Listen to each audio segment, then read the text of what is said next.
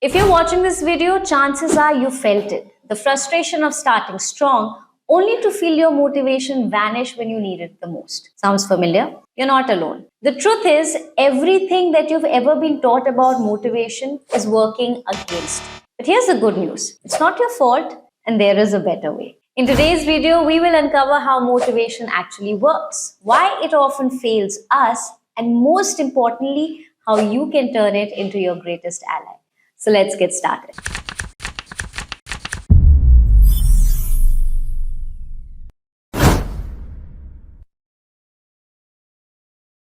Let's start with what we've always believed about motivation. Motivation is often, seen as this push and pull dynamic, like dangling a carrot in front of a donkey. Rewards or punishments, right? Think about it. If I finish this workout, I'll treat myself to a pizza. Or if I miss this deadline, my boss will be furious. Sure, these tactics might work in the short term, but have you noticed how quickly the drive fades away? That pizza, enjoyed and forgotten. The fear of your boss, gone once the deadline's passed. And the science backs this up. So studies show that extrinsic motivators like money or fear only creates short bursts of energy. It's like running on a sugar high, intense but fleeting, right? Even take work environments, for example. Even high salaries or job security doesn't always keep people engaged. Why do so many employees still quit? Because money and fear are not sustainable drivers. The moment the external pressure fades away, we are left feeling drained, uninspired, and stuck. When we label someone as unmotivated, what we are really saying is that their actions or inactions don't align with what we expect from them. But let me ask you this. Have you ever procrastinated on something important? You weren't unmotivated, right? Your energy was simply directed elsewhere. So, avoiding discomfort, seeking instant gratification, or focusing on something that felt more meaningful in the moment. The same goes for others. A team member who does not participate in meetings is not necessarily disengaged. They're simply motivated to do something else. Maybe they're overwhelmed or don't see the relevance of the discussion. Motivation is always present. It just needs to be uncovered and aligned.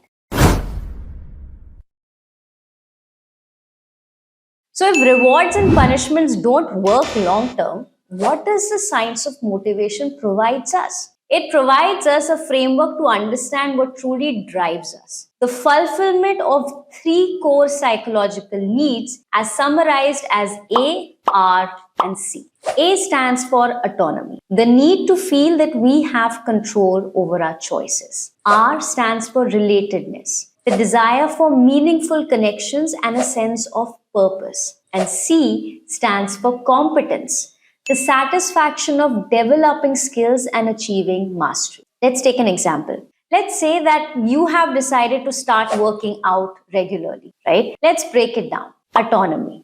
You feel motivated because you're choosing your workout routine on your own, right? Deciding when and where you'll exercise. No one is telling you what to do. And that sense of control over your choices makes you more excited to stick with it. Then comes relatedness. You join a fitness class where you connect with others who are working towards similar goals. The shared experience gives you a sense of community and purpose, knowing you're all in it together. This connection with others keeps you motivated. And the last is competence, right? As you keep working out, you start noticing improvements. You're getting stronger and more fit. Every time you can do a few more reps or run a bit farther, you feel proud and accomplished. This sense of progress boosts your confidence and keeps you going. So when these three needs, autonomy, relatedness, and competence are met, your motivation shifts from just pushing yourself out of obligation to something deeper and more lasting. It's no longer about forcing yourself to work out. It's about enjoying the journey and feeling good about the progress you're making. Here's the thing. Dopamine, the feel-good chemical in your brain, isn't relieved when you achieve your goal. It's triggered by the anticipation of progress. That's why starting something new feels exciting. But sticking with it, that's where most of us struggle. And then comes the fun part, tracking the motivation code. It's all about shifting from quick fixes to strategies that actually last. Let's walk through 6 actionable steps to build unstoppable momentum. Number 1, break big goals into small wins. Big goals are overwhelming, right?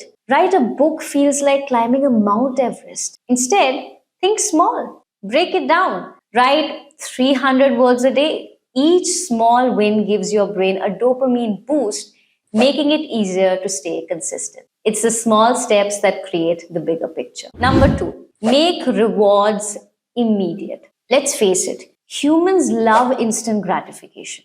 Use that to your advantage. Hate working out? Pair it with something you enjoy, like watching your favorite show, or gamify your to-do list with apps that reward you for completing tasks. Number 3, remove friction. Sometimes it's not about finding motivation, but removing what's blocking it. You want to focus better? Put your phone in the other room while you work. You want to eat healthier? Keep snacks like fruit or nuts visible and easy to grab. Researcher Charles Dunning calls this shaping the path. Make good habits easy and bad habits hard. Number 4, create a motivation boosting environment. The surroundings that you live in matter more than you think. A messy workspace can completely drain your energy. A clean, intentional space can inspire focus. Number 5, build systems, not willpower.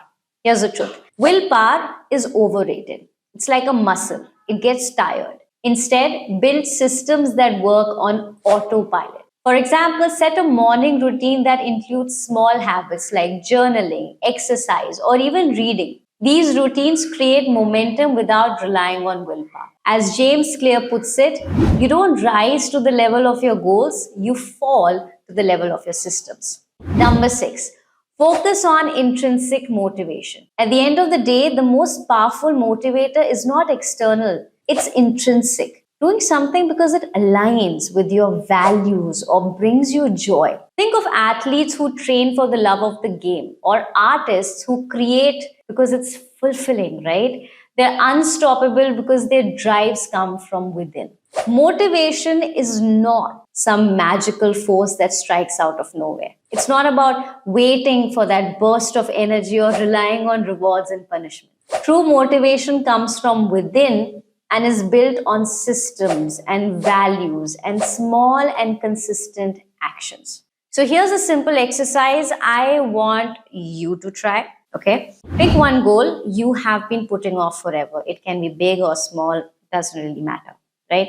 Break it down into 3 small achievable steps. For example, if your goal is to read more, your steps could be read 5 pages today, read 10 pages tomorrow, and finish 1 chapter by the end of the week. Set a timer for 10 to 15 minutes and focus only on the first small step. No distractions, just pure focus for a short time. And then celebrate your win. It doesn't matter how small, just acknowledge it. Maybe give yourself a mental high five, or treat yourself to something small that feels rewarding. That's it.